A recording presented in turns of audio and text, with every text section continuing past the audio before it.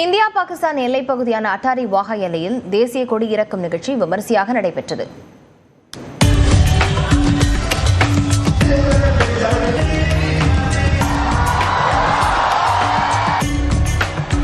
இந்தியாவின் 77வது குடியரசு தினம் நேற்று நாடு முழுவதும் கோலாகலமாக கொண்டாடப்பட்டது.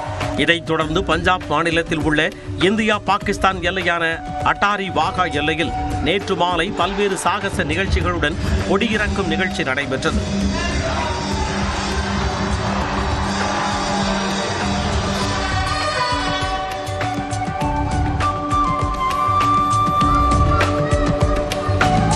இருசக்கர வாகனங்களில் அசத்திய சாகசம் செய்த வீரர்களின் கரங்களில் தேசிய கொடியும் ராணுவ கொடிகளும் பட்டொளி வீசி பறந்தன.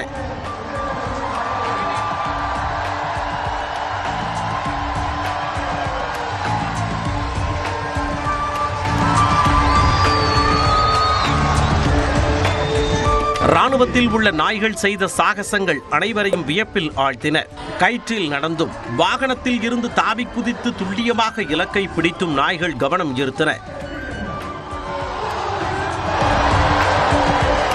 ராணுவ வீராங்கனைகள் துல்லியமாக துப்பாக்கிகளை சுழற்றியது பார்வையாளர்களை சிலிர்ப்படைய செய்தது.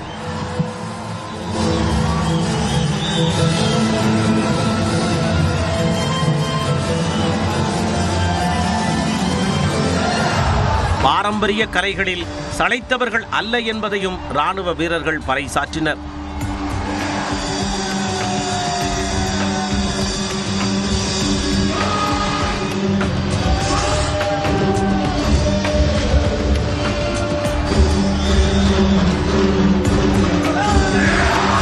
இதையடுத்து கொடி இறக்கும் போது இந்திய ராணுவ வீரர்கள் மிடுக்குடன் வீறுநடை போட்டு அரங்கை அதிர வைத்தனர்.